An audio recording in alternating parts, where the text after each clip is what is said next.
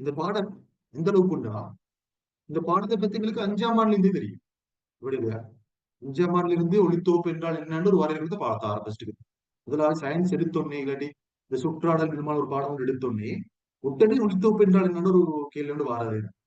அப்ப அந்த வரையறுத்து தான் பாடமாக்கி பாடமாக்கி பாடமாக்கி சரியா, பாடமாக்கி பாடமாக்கிக்கிற அது மறந்து மறந்து இதை நினைக்கிறோம். ஒவ்வொரு எக்ஸாம்பிள் போகலையும் photosynthesis, what is photosynthesis, English medium யாருக்கு பைலிங்குவல் படிச்சிருந்தா வாட் இஸ் போட்டோசிந்தசிஸ், ஒளித்தோப்பு என்றால் என்ன, சரியா, இப்படின்னு சொல்லி எப்பயுமே நாங்க அந்த வந்து கொண்டிருந்த ஒரு விஷயம் தான் இது. 6ஆம் ஆண்டு 7ஆம் ஆண்டு எல்லா ஆண்டுலயும் ஒரு இருக்கக்கூடிய ஒரு தலைப்பு, விரட்டி விரட்டி ஒரு பாடவாடு. இங்கதான் அது அல்டிமேட் ராஜா இங்கதான் நிற்கும். ஏ லெவல்ல வச்சு, சரியா, கேம்பஸ் போனாலும் இதை விட பெரிய டீப்ல படிக்கிறது, இதுலயே ஒரு கண்டினியூஷன் வந்து கொஞ்சம் ஆழமா படிப்பீங்க அவ்வளவுதான். யூனிவர்சிட்டி போனாலும் சரியா, ஏ லெவல்ல தான் நீங்க அல்டிமேட் எனிமி. ஏ லெவல்ல தான் நிக்கிறேன். ஒளித்தோப்புன்னு பாடத்தை நாங்க 5ஆம் ஆண்டு ஸ்டார்ட் பண்ணி இப்ப ஏ லெவல்ல தான் ஃபர்ஸ்ட் டைம் நல்லா டீப்பா படிச்சு போறோம். பரவாயில்ல, கிட்டத்தட்ட ஒளித்தோப்புன்னு பாடத்துக்கு 24 பக்கத்துக்கிட்ட நினைக்கிறேன். டியூட் டியூட் எத்தனை பக்கம், 24 பக்கத்துக்கிட்ட. சரியா, அப்ப யோசிச்சு பாருங்க ஒளித்தோப்பு அப்ப எவ்வளவு பெரிய ஒரு விஷயம் உண்டு. பாப்பா அப்போ ஒளித்தோப்புன்னு சொல்லி நான் சொல்லி, ஒளித்தோப்புன்னு என்னன்னா எங்கட இதுல தாவரங்கள், தாவரங்கள் சொல்லாம நான் தாவரங்கள் உதாரணமா எடுத்து விளங்கப்படுத்துறேன். ஆனா இனி தாவரங்கள் மட்டுமல்ல ஒளித்தோப்பு செய்யற, தாவரங்கள் உதாரணம் எடுத்து விளங்கப்படுத்த போறேன். முதலாவது இந்த ஒளித்தோப்புன்ற வேர்டே எங்களுக்கு விளங்கி கொண்டா நல்லது. ஒளித்தோப்புன்னு சொல்லிக்கூடி வேர்டை விளங்கி கொண்டாலே உங்களுக்கு பெரிய விஷயம் விளங்கியாச்சு. என்ன தெரியுமா, இப்ப இன்னைக்கு 2 வேர்டு இருக்கிறது. ஒன்று ஒளி, இன்னொன்று தொகுப்பு. சரியா, ஒன்று ஒளி, இன்னொன்று தொகுப்பு. ஒளின்னு சொல்லக்கூடியதால் என்ன சொல்ல வந்திருக்கிறான்னு சொன்னா, ஒளிச்சக்தி பயன்படுத்தப்படுகிறது என்று சொல்ல வர.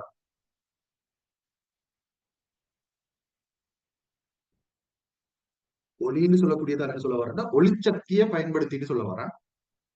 அதே மாதிரி தொகுப்புன்னு சொல்லக்கூடியதால் என்ன சொல்ல வரேன்னா உணவு உற்பத்தி செய்யறேன்னு சொல்ல வரேன்.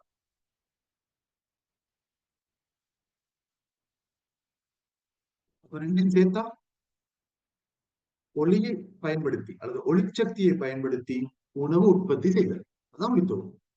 இது ரெண்டும் இல்லை. இதான் ஒளித்தொகுப்பு முடிஞ்சு, ஒளித்தொகுப்பு முடிஞ்சு. ஒளிச்சக்தியை பயன்படுத்தி உணவு உற்பத்தி செய்தல், அதான் ஒளித்தொகுப்புன்னு சொல்றது. கேட்டா இதை கொஞ்சம் விரிவாக்கி அதை இதாக்கி தான் வரைவிலக்கம் கொண்டு வந்தீங்க. பேசிக்கா இதான் சொல்ல வர, ஒளிச்சக்தியை வச்சுக்கொண்டு உணவு உற்பத்தி செய்தல். சரியா, உங்களுக்கு எல்லாம் உண்மையிலே வந்து தெரியாட்டா யாருமே வைக்க மாட்டீங்க. நான் நினைக்கிறேன் சயின்ஸ்ல சும்மா ஒரு பேசிக் நாலேஜ் இருந்தாலே போதும். இந்த ஒளித்தோப்போட தாக்கம் எல்லாருக்குமே தெரிஞ்சிருக்கும். உங்களுக்கு தெரியும், கார்பன் ஆக்சைடு நீரோட தாக்கம் அடைஞ்சு குளுக்கோஸ் சொல்லக்கூடிய சேர்வை உருவாக்கப்படுது ஒளித்தோப்பின் போது. அதோட ஆக்சிஜன் சொல்லக்கூடிய விளைவும் கிடைக்கிறது. தாக்கத்தை சமப்படுத்தணும்னு சொன்னா இன்னைக்கு 6 போடணும், இன்னைக்கு 6 போடணும், இன்னைக்கு 6 போடணும். ரைட்டா, அப்ப நாம சொல்றோம் என்னென்றால் இதுதானே தாக்கம், இதனை தாக்கம், ஒளித்தோப்பில் நடைபெறக்கூடிய தாக்கம் இதுதான். சரியா, இந்த தாக்கத்துக்கு தேவையான சக்தி என்ன வடிவத்துல பெற்றுக்கொள்ளப்படும்னா ஒளிச்சக்தின்னு சொல்லக்கூடிய வடிவத்துல பெற்றுக்கொள்ளப்படும். சரியா, இந்த ஒளிச்சக்தியை பெற்றுக் கொடுக்கிற இயந்திரம் எதுன்னு சொன்னால் ஒரு நிறப்பொருள். இந்த நிறப்பொருளோட பேர் வந்து பச்சையம். சரியா, அதுக்காகத்தான் இந்த பச்சையம் இப்படி அந்த ஒளிச்சக்தியை பெற்றுக் கொடுக்குதுன்னு சொல்லி பெரிய ஒரு பாடமும் நாங்க இங்கே படிக்க போறோம். சரியா, அப்ப இந்த பச்சையம் ஒளிச்சக்தியை எடுத்து உண்மையில எதிர்மா செய்யற இந்த ஒளிச்சக்தியை எடுத்து இரசாயன சக்தியா மாத்தி இந்த தாக்கிகளை தாக்கமடைய வச்சு இந்த விளைவு உருவாக்குது. இந்த விளைவோட பேர் தான் குளுக்கோஸ். அப்ப பெற்றுக்கொள்ளப்பட்ட ஒளிச்சக்தி இரசாயன சக்தியாக மாற்றப்பட்டு எங்க களஞ்சியப்படுத்தப்படும் சொன்னா இந்த குளுக்கோஸ் சொல்லக்கூடிய சேர்வையில களஞ்சியப்படுத்தும். சரியா, அந்த ஒளிச்சக்தி இரசாயன சக்தியாக மாற்றப்பட்டு இந்த குளுக்கோஸ் சொல்லக்கூடிய சேர்வைகளுக்கு களஞ்சியப்படுத்தப்பட்டு வைக்கும்.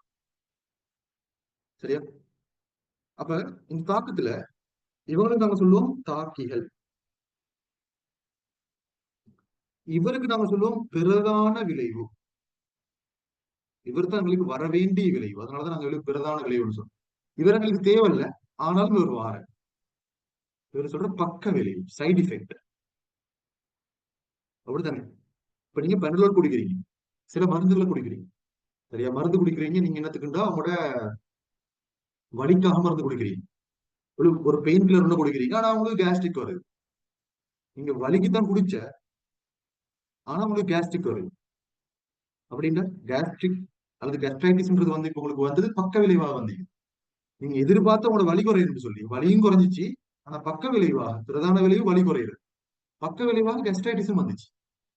அந்த மாதிரி ஒரு தாக்கத்துல நாங்க எதிர்பார்க்கிற விளைவுக்கு சொல்ற பிரதான விளைவுன்னு சொல்லி அதுக்கு மேலதிகமா வரக்கூடிய விளைவுகளை நாங்க சொல்றது வந்து பக்க விளைவு. அது எப்படின்னா இந்த உடுப்பு தைக்கிற நேரம் உடுப்பு தைக்கிற நேரம் கட் பீஸ் கிடைக்குது இல்லையா? ஒரு ஆடை உற்பத்தி செய்தல் சொல்லக்கூடிய செயற்பாட்டால எதிர்பார்க்கிற ஆடைகளை தான் எதிர்பார்க்கிறோம். ஆடைகள் தான் பிரதான விளைவு. ஆடை உற்பத்தியில பிரதான விளைவு ஆடைகள். ஆனா கட் பீஸும் கிடைக்கிறதானே, குட்டி குட்டி குட்டி துண்டுகள் கிடைக்கும். கட் பீஸ்ன்றது ஒரு சைடு எஃபெக்ட். ஆடை உற்பத்தியில சைடு எஃபெக்ட் கட் பீஸ். சரி, அதே மாதிரி இப்ப இறைச்சி வியாபாரம் செய்றீங்க, முள்ளுகள் கிடைக்குது. இறைச்சி தான் உங்களுக்கு வேணும், ஆனா முள்ளு கிடைக்குது. முள்ளு ஒரு பக்க விளைவு, சைடு எஃபெக்ட். அதை எடுத்து வேண்டாம் யூஸ் பண்ணலாம், சூப்பு காய்ச்சறதுக்கு அதுக்கு யூஸ் பண்ணலாம். இப்ப கட் பீஸ் எடுத்து இந்த தலவாணி எல்லாம் செய்யலாம் சிலர். சரியா? அப்படியும் செய்யலாம். சரி, ஒன்றுக்கு பயன்படுத்தலாம். இந்த ஒட்சிசனும் பக்க விளைவா வந்ததுக்கு அது பயன்பாடு ஒன்று இல்லைன்றதுல சொல்ல வரேன் இன்னைக்கு. இந்த தாக்கத்துல ஒரு பக்க விளைவா இருக்குது. பிரதான விளைவுக்கு மேலதிகமா வந்த ஒரு விளைவா இருக்குது. சரி, அப்ப பிரதான விளைவு குளுக்கோஸ். சரிடா? இப்ப என்ன செய்யப்படுது? ஒளிச்சக்திய பெற்று இந்த பச்சையம் தான் அந்த வேலையை செய்யற. பச்சையம் சொல்லக்கூடிய ஒரு நிறப்பொருள், ஒரு பிக்மெண்ட் ஒன்றிக்கிற அதுதான் அந்த வேலையை செய்யுது. பச்சையம் அந்த ஒளிச்சக்தியை எடுத்து இரசாயன சக்தியா மாத்தி அந்த இரசாயன சக்தியை குளுக்கோஸ் சொல்லக்கூடிய சேர்வைகளுக்கு போட்டு விடுது. சரியா? அப்ப எங்களுக்கு என்னன்றாலும் பாருங்க, முதலாவது விஷயம் இந்த ஒளித்தோப்பு நடந்ததுனால எங்களுக்கு சக்தி கிடைச்சிச்சு.